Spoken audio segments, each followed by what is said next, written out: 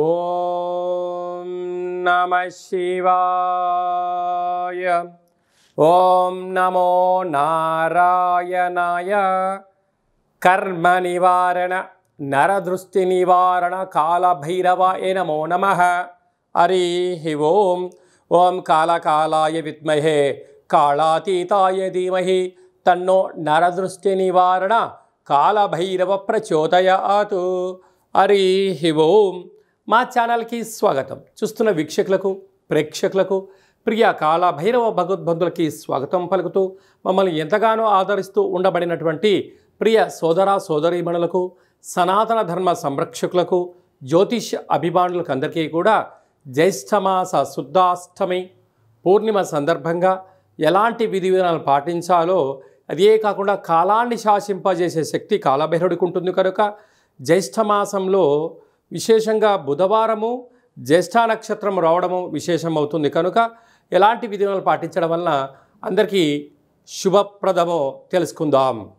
1వ తారీఖు 6వ నెల 2025 నుంచి 15/6/2025 వరకు పుట్టినటువంటి వారందరికీ కూడా ముందస్తుగా జన్మదిన శుభాకాంక్షలు. గతంలో వివాహం చేసుకున్న వారికి వివాహ వార్షికోత్సవ శుభాకాంక్షలు. ద్వాదశ రాశుల్లో గ్రహ గమనాన్ని ఒకసారి వీక్షింపచేద్దాం. మేషరాశిలో శుక్ర భగవానుడు, వృషభ రాశిలో బుధాదిత్య రాజయోగము, రవి బుధ సంచార స్థితి, మిథున రాశిలో దేవగురు బృహస్పతి సంచార స్థితి, కన్యరాశిలో కుజ భగవానుడు నీచభంగ రాజ సంచార స్థితి, 18 సంవత్సరం తర్వాత సింహరాశిలో కేతు భగవానుడు, అలాగనే కుంభరాశిలో రాహు భగవానుడు, మీనరాశిలో శని భగవానుడు సంచార స్థితితో ప్రారంభమవుతుంది. అలాగనే 7వ తారీఖున కుజ భగవానుడు కర్కాటకంలో నుంచి సింహరాశిలోకి మార్పు కలుగుతుంది కనుక ఈ విధమైనటువంటి పరిస్థితులు ఉన్నాయని చెప్పి కూడా గమనించాలి.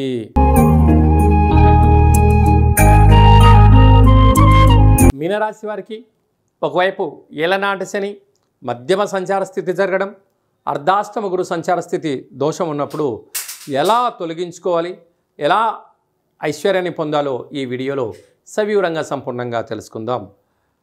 మీనరాశిలో ఏ నక్షత్రాలు వస్తాయనగా పూర్వాభాద్ర నక్షత్రం చివరి 4వ పాదము, ఉత్తరాభాద్ర నక్షత్రంలోని 4 పాదాలు, రేవతీ నక్షత్రంలో 4 పాదాలు కలిపితే మీనరాశి.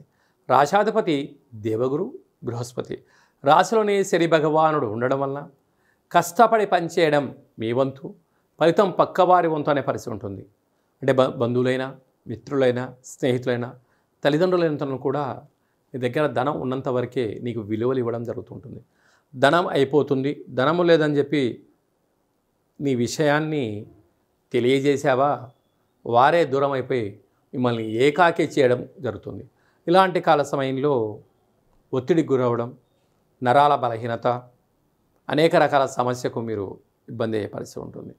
అదే కాకుండా 2వ స్థానంలో శుక్రుడు సంచారం చేయడం వలన నూతన వస్త్రాలు, బంగారు ఆభరణాలు, కార్లు, క్రయ విక్రయాలు కొనాలి అనేటువంటిది కోరిక కలుగుతుంది. అది మంచిదే. కాకపోతే మన దగ్గర ధనం ఎంత ఉంది, అప్పులు కాకుండా ఎలా చేసుకోగలగాలి, ప్రణాళికాబద్ధంగా జీవితాంగా మీరు ఏర్పాటు చేసుకోగలిగితే చాలా మంచి కాలం. తృతీయంలో బుధాదిత్య రాజయోగం. తల్లిదండ్రుల నుంచి మీకు రావాల్సిన ఆస్తిపాస్తులు కానీ, తల్లిదండ్రుల నుంచి గవర్నమెంట్ ఉద్యోగస్తులు కానీ, గవర్నమెంట్ నుంచి మీకు రావాల్సినటువంటి పాత బకాయిలు కానీ, మీకు రావాల్సిన దస్తావేజులు కానీ, పాస్బుక్లు కానీ వచ్చేటువంటి పరిస్థితి చాలా అధికంగా ఉంటుంది. అర్ధాష్టమ గురువు. వీలైనంత వరకు నదికి వెళ్ళేటప్పుడు, నీటిలో దూకేటప్పుడు చాలా జాగ్రత్త అవసరం. మీ జన్మ నక్షత్రం రోజున ప్రతి శనివారం రోజున ఉపవాసంగా ఉండడం వలన వీటన్నిటినీ దూరం చేసుకునే పరిస్థితి కూడా చాలా అధికంగా ఉంటుంది. సంతాన స్థానంలో కుజ భగవానుడు సంచారం చేయడం వలన నూతనంగా వివాహమైన వారికి సంతాన యోగం, పిల్లల యొక్క చదువులు, పిల్లల యొక్క అభివృద్ధిలో మీరు ఉన్నతమైన కెరీర్ ఉంటుంది. లేకపోతే మీరు తీసుకున్న నిర్ణయాలే కరెక్టు, పిల్లలు ఇదే చదవాలి, లేకుంటే నేను ఇదే పని చేస్తాను, తల్లిదండ్రులు నా మాట వినాలి అనేటువంటిది పోకడ కన్నా మీరు మనసు మాట్లాడండి, వారితో షేర్ చేసుకోండి. ఉన్నతమైన స్థితి మీనరాశి వారి సొంతమవుతుంది. 6వ స్థానంలో కేతు సంచారం చేయడం వలన దయచేసి అప్పులు ఇవ్వద్దు, అప్పులు కూడా తెచ్చుకోవద్దు. దీనివల్ల రెండు ఏమవుతాయంటే వ్యక్తిని మానసికంగా శారీరకంగా మిమ్మల్ని కుగ్గతీస్తాయి. ఎందుకనగా జ్ఞానకారకుడు, మోక్షకారకుడు, అష్టమగ్రహకారకుడు. అందుకే మన పెద్దవారు చెప్తూ ఉంటారు చాలామంది, అంటే పూజలు చేస్తే యజ్ఞ యాగాదులు చేస్తే గ్రహాలు తృప్తి పడతాయి కానీ అల్లుడు తృప్తి పడడట. అంటే ఇంటి ముందర ఉండబడిన పేడ ఏ రోజు బెల్లం కాదట. అంటే నేను చెప్పలేదండి, ఇది మన పెద్దవారు చెప్తూ ఉంటారు. కనుక గ్రహాలు అనుకూలించినప్పుడు వీలైనంత వరకు మౌనం, ధ్యానం, ఏకాగ్రత, సత్ప్రవర్తన, ఆధ్యాత్మిక చింతన, భక్తి మార్గంలో ఉండబడిన వారితో మీరు ప్రయాణం చేయగలిగినట్లయితే సకల దోషాలు తొలగిపోతాయి.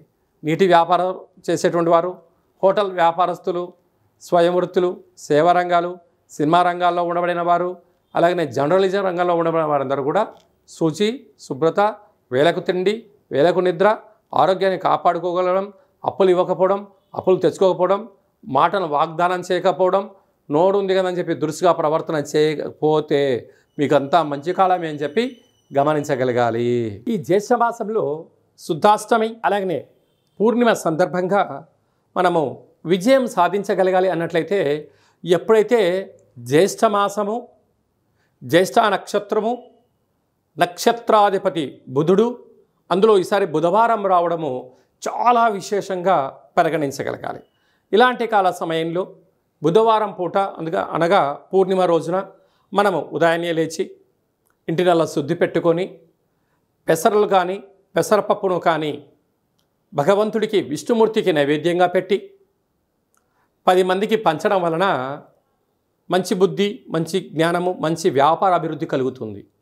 అలాగనే సాయం సంధ్యాకాల సమయంలో ఒక చారడంత పెసరలను కానీ పెసరపప్పు కానీ అలాగా ఆకుపచ్చ కలిగినటువంటి జాకెట్ పీసులో మూట కట్టి ఇంటి గుమ్మానికి, యజమానికి, మన వాహనాలకు, గృహాలకు దిష్టి తీసి, అంటే వాటిపైన కర్పూరం బిళ్ళ పెట్టి దిష్టి తీసి బయట పడేయడం వలన వ్యాపార అభివృద్ధి, జన ఆకర్షణ, ధన ఆకర్షణ, జ్ఞానశక్తి కలిగి అపారమైనటువంటి ధన సంపద మన సొంతం అవుతుందని చెప్పి గమనించాలి. అలాగనే ఇక్కడ విశేషంగా జ్యేష్ఠ మాసంలో మనకు అలాగనే వేసవి తగ్గి వర్షాకాలంలోకి మనం ప్రారంభం అవుతుంటాం. ఇలాంటి కాల సమయంలో రోగ నిరోధక శక్తి పెంచుకునేటువంటి ఆహారాలు భుజించడం, పెసరపప్పుతో కూడుకున్నటువంటి ఆహారం భుజించడం, పెసరపప్పుతో కూడుకున్నటువంటి పదార్థాలను దానం ధర్మం చేయడం వలన మంచి ఆరోగ్యము, రోగ నిరోధక శక్తి కలిగి సంపూర్ణ ఆరోగ్య స్థితి ఉంటుందని చెప్పి గమనించాలి. అలాగనే వ్యక్తిగత జాతకం తెలుసుకోవాలనుకుంటున్నారా? మీరు పుట్టినటువంటి తేదీ, నెల, సంవత్సరం, పుట్టిన సమయము, మీ పేరు రాసి వాట్సాప్లో మీరు పంపించగలిగినట్లయితే 100 సంవత్సరముల జాతకాన్ని సవివరంగా సంపూర్ణంగా వ్రాసి మీకు అందజేయడం జరుగుతుంది. మీకు పుట్టినప్పుడు గ్రహ గమనాలు ఎలా ఉన్నాయి, ప్రస్తుతం ఎలా ఉంటున్నాయి, రాబోయే కాలంలో ఎలా ఉండబోతున్నాయో వివరించడం కూడా జరుగుతుంది. అలాగే చాలామందికి డేటా బర్త్లు లేనటువంటి వారికి మీ పేరు యొక్క మొదటి అక్షరాన్ని అనుసరిస్తూ రాశి యొక్క స్థితిగతులను తెలియచేస్తూ రమణ శాస్త్రం ద్వారా అనగా గవళ ద్వారా కాళభైరవ ఉపాసన చేత భూత, భవిష్యత్, వర్తమానాన్ని తెలియజేయడం జరుగుతుంది. కనుక ఆసక్తి గలవారు ఈ కింది నెంబర్ని ఆన్లైన్ ద్వారా కానీ ఆఫ్లైన్ ద్వారా కానీ వాట్సాప్ ద్వారా సంప్రదించి జాతకాన్ని తెలుసుకొని జీవితంలో ఉండబడిన అడ్డంకులను తొలగించుకొని అందరూ ఉన్నతమైనటువంటి ఉజ్వలమైనటువంటి బంగారు భవిష్యత్తులో జీవన గమనాన్ని పొందాలనేది చిన్న విన్నపం. అలాగే ఇంకనూ మనం సాధించగలగాలి అన్నట్లయితే ఈ యొక్క పాత్ర కంచు పాత్ర అంటారు. మన పెద్దవారు చెప్తుంటారు, కంచు మోగినట్టు కనకంబు మోగదు గదరా సుమతి అని చెప్తుంటారు. ఈ యొక్క పాత్రను మనం ఇంట్లో పెట్టుకొని ఉదయం పూజ చేసిన తర్వాత, సూర్య నమస్కారం చేసుకున్న తర్వాత ఇలా ఒక్కసారి శబ్దం చేస్తే ఓంకార శబ్దం రావడం జరుగుతుంది.